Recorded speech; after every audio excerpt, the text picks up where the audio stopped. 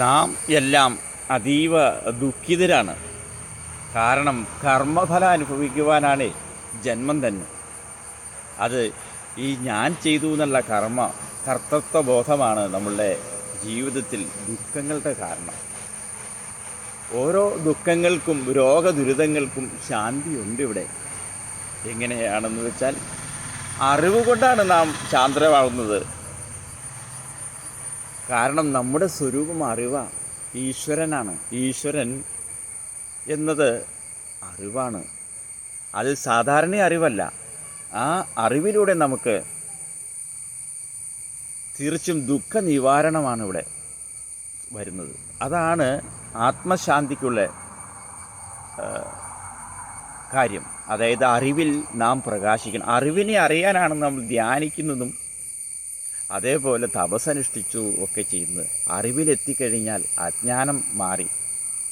ഈ മായാപ്രപഞ്ചത്തിലിരിക്കുമ്പോൾ നാം ഈ കാണുന്നതും പ്രവർത്തിക്കുന്നതുമൊക്കെ സത്യമാണെന്ന് വിചാരിക്കുന്നു. എന്നാൽ അതീന്ദ്രിയ ജ്ഞാനം കൊണ്ട് നമ്മളുടെ ദുഃഖം അകലുന്നു, നമുക്ക് ജ്ഞാനത്തെ സിദ്ധിക്കുന്നു. അതുവഴി നമുക്ക് ദുഃഖങ്ങളെ അകറ്റുവാൻ കഴിയുന്നു.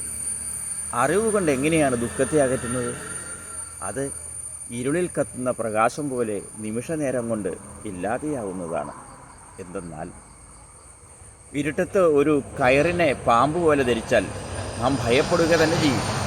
അത് വെളിച്ചം കൊണ്ടുവരുമ്പോൾ അത് വെറും കയറാണെന്ന് ധരിക്കുമ്പോൾ നമ്മുടെ ശോകങ്ങളെല്ലാം ഭയമെല്ലാം അകന്നു പോകും. അതേപോലെ നാം ദുഃഖം ഉണ്ട് എന്ന് നമുക്ക് അനുഭവപ്പെടുന്നത് എന്താണ് ദുഃഖത്തിൻ്റെ ഹേതുവെന്നറിയുമ്പോഴും നമ്മളുടെ ദുഃഖങ്ങൾ ഇല്ലാതെയാവും. നമ്മുടെ സ്വരൂപം മനുഷ്യനാണെന്നോ എന്താണെന്നോ അറിയാതിരിക്കുമ്പോഴാണ് ദുഃഖകാരണം. നാം ഈശ്വരനാണ് എന്നുള്ള അറിവ് കിട്ടിയാൽ, അല്ലെങ്കിൽ അതീന്ദ്രിയ ജ്ഞാനം വഴി നാം ഈശ്വരഭാവത്തിലേക്ക് എത്തിയാൽ തീർച്ചയായിട്ടും നമ്മളുടെ ദുഃഖങ്ങളും പ്രശ്നങ്ങളും ഇവിടെ ഇല്ലാതെയാകുന്നു. അതീന്ദ്രിയ ജ്ഞാനം എന്ന് പറഞ്ഞാൽ ഈ കാണാവുന്ന പ്രപഞ്ചത്തെ മുഴുവൻ പ്രകാശിപ്പിച്ച് പ്രവർത്തിക്കുന്ന ഒരു പരമ ചൈതന്യം വേണം.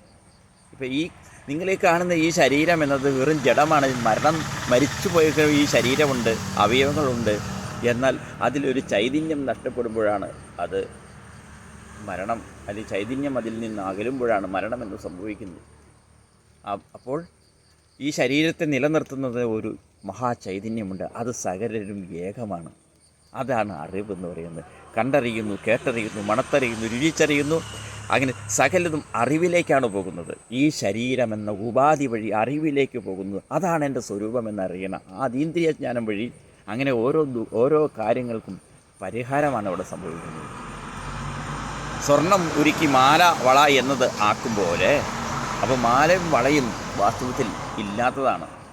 അത് ഉരുക്കിയാൽ വീണ്ടും സ്വർണ്ണമായി മാറുന്നു. അതേപോലെ നിത്യമായ സച്ചിദാനന്ദ സ്വരൂപത്തിൽ മനസ്സുകൾ ചേർന്നപ്പോൾ ശരീരവും മനസ്സും ചെന്ന് താതാമ്യപ്പെട്ട് ഞാൻ വ്യക്തിയാണെന്ന് തോന്നുകയാണ് ചെയ്യുന്നത്.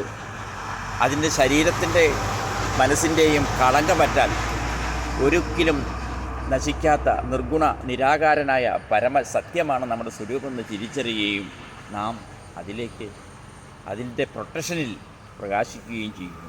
അവിടെ ഒരു ബാധകളോ ഒരു രോഗദുരിതങ്ങളോ അവിടെയില്ല. അതുകൊണ്ട് അറിവ് വഴി നിങ്ങൾക്ക് ആത്മജ്ഞാനം നൽകി നിങ്ങളുടെ രോഗദുരിതങ്ങളും നിങ്ങളുടെ പ്രതിസന്ധികളും പരിഹരിക്കുമെന്ന് ഉറപ്പ് നൽകുന്നു. കാരണം ഞാൻ തപസ്സനുഷ്ഠിച്ചതും ബ്രഹ്മസമാധിയിലെത്തിയതുമാണ്. അതുകൊണ്ട് ആ ബ്രഹ്മവുമായി താതാമ്യപ്പെട്ടതാണ്. തീർച്ചയായും നിങ്ങൾക്കത് സാധ്യമാക്കി തരുന്നു. ഇത് ആത്മാവിൻ്റെ ഉറപ്പാണ്, ഈശ്വരൻ്റെ ഉറപ്പാണ്. എന്നിലും പ്രകാശിക്കുന്ന ഏകമായ സത്യമായ ആ പൊരുളിൻ്റെ ഉറപ്പാണ്. നിങ്ങൾ നിലനിൽക്കുന്നെങ്കിലും മനസ്സോടുകൂടി നിലനിൽക്കുന്ന ഒരു അപാരമായ സച്ചിദാനന്ദ സ്വരൂപമാണ് നിങ്ങളിൽ പ്രകാശിക്കുന്നത്. അതിനെ തിരിച്ചറിഞ്ഞ് നിങ്ങൾ അതാണെന്ന് ആക്കിത്തരികയാണ് അതീന്ദ്രിയ ജ്ഞാനം വഴി ഇവിടെ ചെയ്യുന്നത്.